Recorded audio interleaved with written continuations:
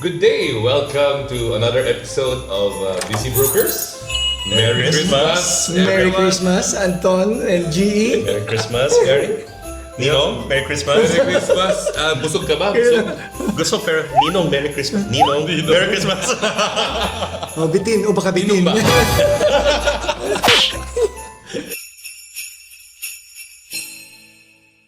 Thank you once again for inviting me over.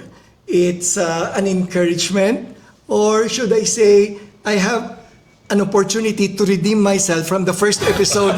Dalawa lang yun, bro. Okay. Perspective. Perspective. Kaya yung pinag-usapan natin. Our Christmas special talks about real estate versus, no? And let's take Okay. off from your question, the last quick fire with Gary. Would you rather, as an end user, as a buyer, would you rather buy a property or just lease a property? Again, no right or wrong answer. It really Yeah. depends on the investors or the person's circumstances.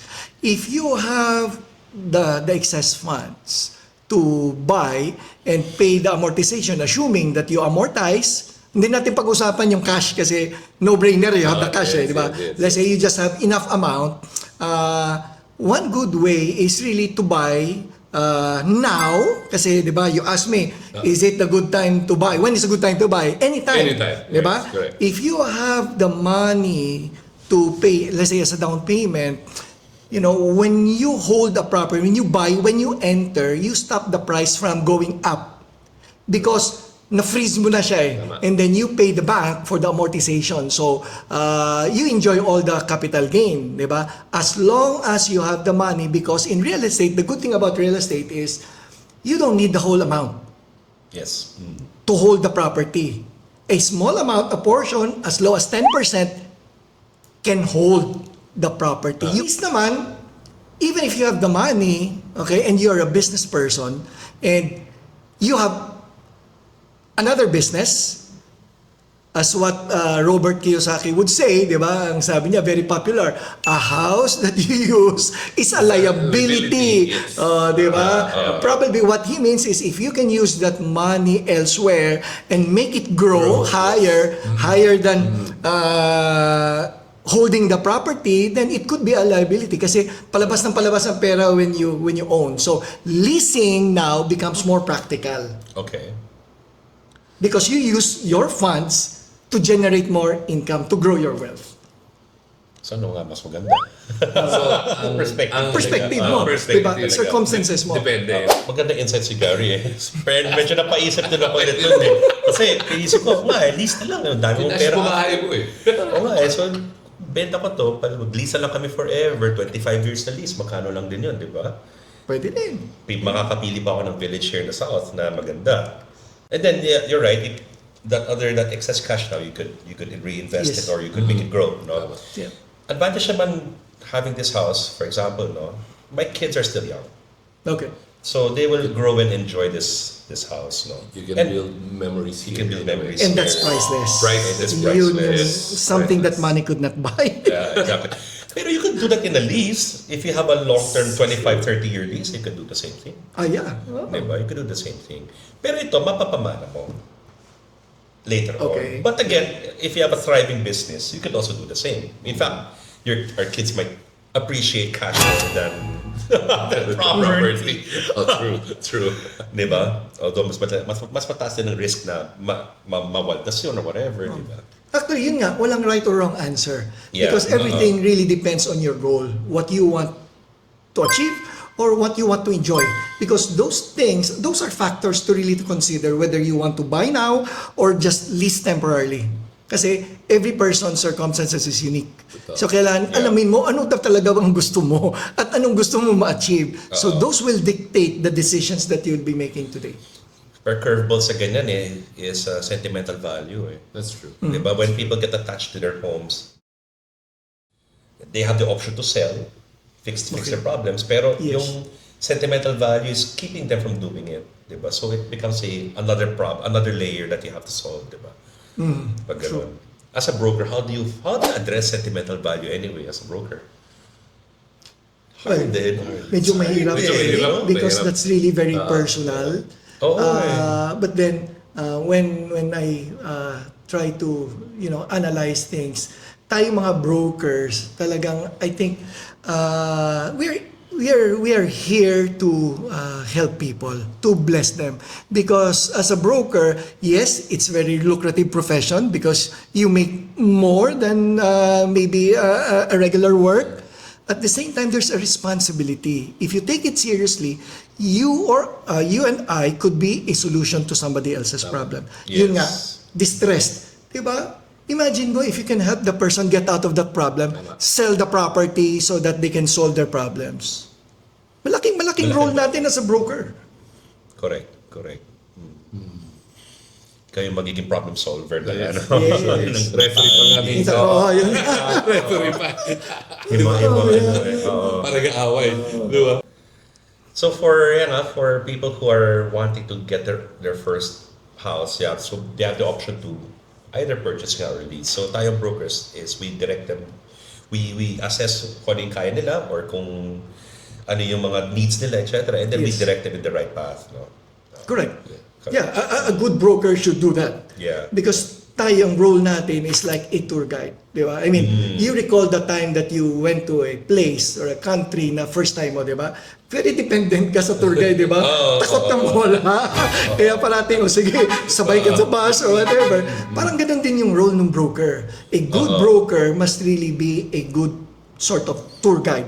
Because you know the process from beginning to end, and your buyer, really trust you. Kasi ikaw mag-guide eh. Ganun ka-importante yung role ng broker. So kung matino kang broker, you will bless your client. Pero kung not so matino, di ba? You could take advantage, and yun naman ang nakakalungkot pag narinig mo na taken advantage. And yung mga matitinong brokers na apektuhan in this profession. So, ikaw, what would you advise your client? Diba, ilang years yun? Bili ka pa? Ilang years of Or- lease yun? Kung ako yung You're buyer. enjoying the diba? same, you're enjoying Yung the same practicality, rules. Oo. yes, yun nga, regardless of whether you have the funds or not, because life circumstances change, di ba? Nag-uumpisa ka, mas malaking space kailangan mo as your family grows, malaki, so nag-change. So kung gusto mo lang talaga ma-enjoy yung isang community, you don't really need to own. Oo nga, bagay. Because at the end of the day, same house, like this house, you can own it or you can just lease it out. So, again, what will you do with the money kung let's say you have that excess? Kaya lang, you should put it into good use. Ang problem naman ko minsan, when you have money in the bank, it's tempting Yes, to spend, it is, di ba? it Kaya is, again, yes. there are so many factors that will affect that decision. But for, yun lang, kung practicality, you just really want to enjoy the community, you can rent. Pwede. Lalo na kung Forbes or kung pinag-uusapan mo, di ba? Na ang laki nung quantum yung amount. May circumstances ba, have you ever encountered this na, for example, this house, no? I sell it to someone tapos I lease it back from him for like May ganun 25 offers. years. May mga Yeah, ganun. it's May like a lease na-encounter- back, it's a lease back sale. Lease back. Usually sa Yes. commercial, nangyari mga industrial warehouse, di ba?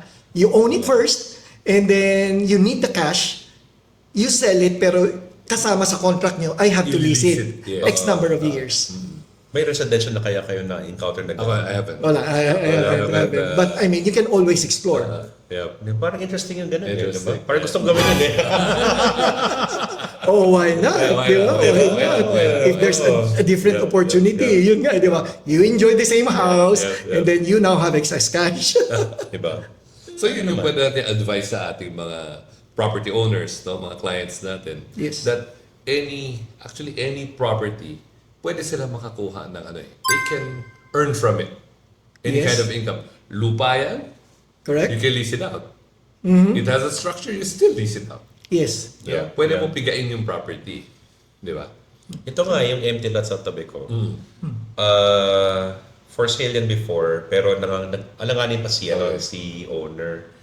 Pinakita ko yan sa partner namin sa Remax. She's buying it. Okay. So, sabi ko, if you bought that lot, pwede ko marentahan sa'yo yan as parking. Tapos bayan yung Tama. okay. Niya, Yes. tapos may monthly pa siya. Yes, correct. Kasi wala naman siyang intention to build on it Right. immediately if she bought it, di ba? Okay.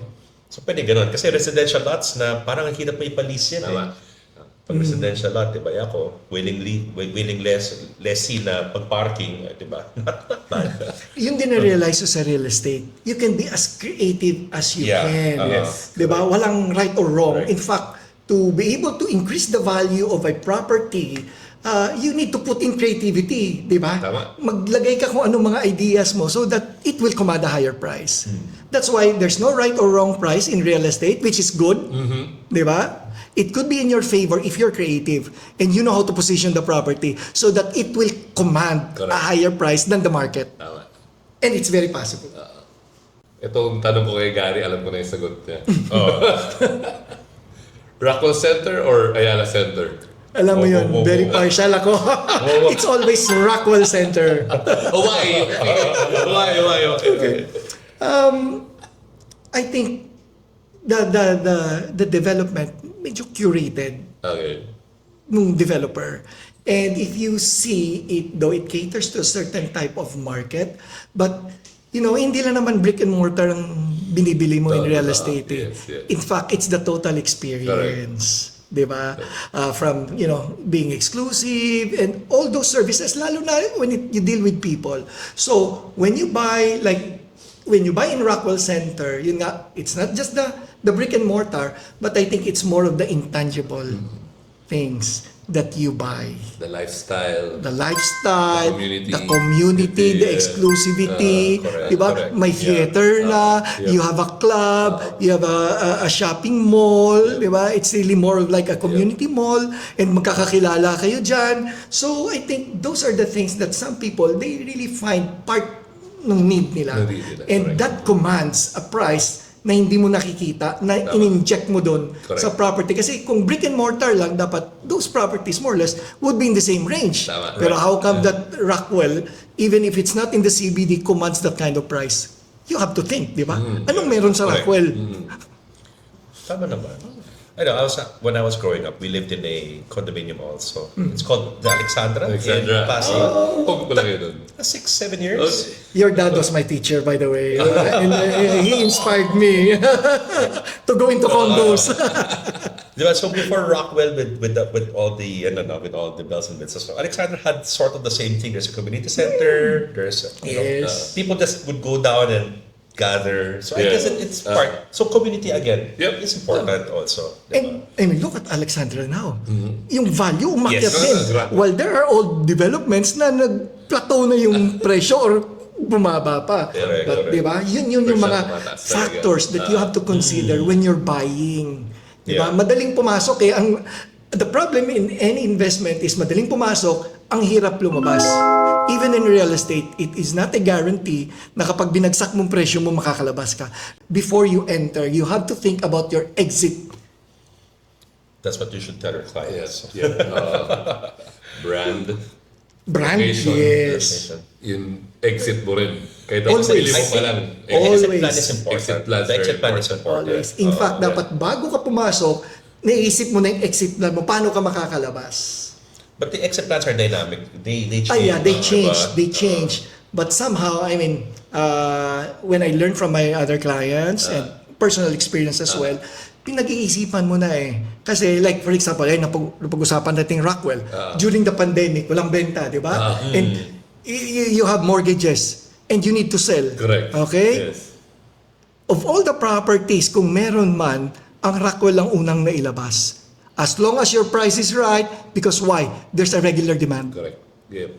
And that helped us. Personally, I'm speaking from personal Personal experience. experience, yeah. That helped us. A Rockwell property helped us during those difficult times.